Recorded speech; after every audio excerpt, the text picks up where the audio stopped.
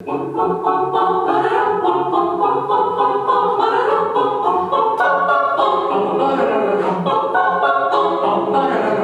эти произведения известных композиторов мы слышали и знаем, но вот исполнить их на музыкальных инструментах сможет не каждый. Тем более воспроизвести звуки при помощи голоса, но для этих артистов нет ничего невозможного. Несмотря на то, что музыкальные инструменты придуманы так, что они имитируют человеческий голос, сейчас нам нужно выполнить совершенно другую задачу, то есть сымитировать голоса музыкальных инструментов. Это интересно, но бывает порой сложно. Поскольку большинство у нас произведений, они довольно подвижные, если технически на инструменте это исполнить дело техники, то для исполнителя вокального стоит потрудиться, и это занимает гораздо больше времени, чем обычно. То есть это дикция, это скорость, это одновременное вступление в партию и так далее.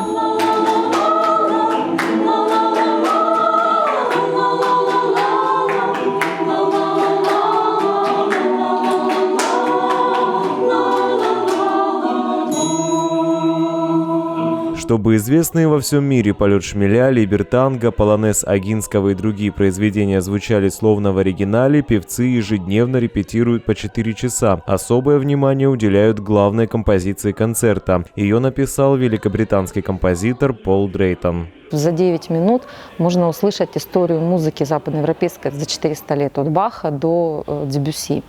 Вот. И там 7 разноплановых сочинений в стиле разных композиторов. В стиле Баха, в стиле Генделя, в стиле Моцарта, в стиле Бетховена, в стиле Мендельсона, Штрауса и Дебюсси. И потом такая кода, в которой вот намешано очень много стилей разных композиторов. Потрясающее произведение, причем называется оно «Masterpiece», что переводится как «шедевр». Это действительно шедевр, и я надеюсь, что нашей публике тоже понравится. Мы его будем исполнять впервые на сцене Амурской областной филармонии, премьера. Это что-то абсолютно, что-то невероятное, что-то совершенно другое. Люди, которые приходят заниматься и работать над произведением, над текстом музыкальным, они попутно вспоминают свои детские годы, когда приходили в музыкальную школу и по 3 часа учили того же самого «Всадника» или, например, «Шутку» Баха.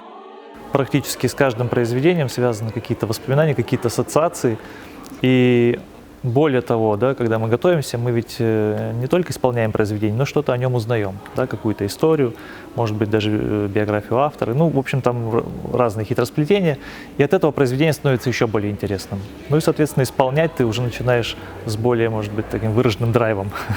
Узнают больше и зрители филармонии. По традиции руководитель хора Елена Беляева будет рассказывать о музыкальных композициях, которые исполняют артисты.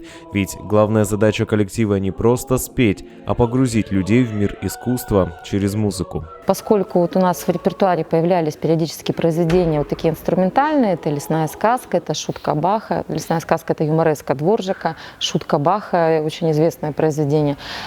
И вот постепенно накапливался репертуар, и захотелось это все объединить в одну программу. Очередной такой эксперимент для нас, да, вот как был в 2013 году музыкальный круиз, так сейчас вот эта вот программа «Песни без слов», потому что на самом деле, несмотря на легкость ее восприятия этой программы, да, потому что там звучат очень такие известные хиты «Танец маленьких лебедей», и «Полет шмеля», и «Неаполитанская песенка» Чайковского, и, ну, в общем, очень много таких известных, «Полонез Огинского», очень много известных инструментальных пьес, которые на ухо воспринимаются очень легко и приятно.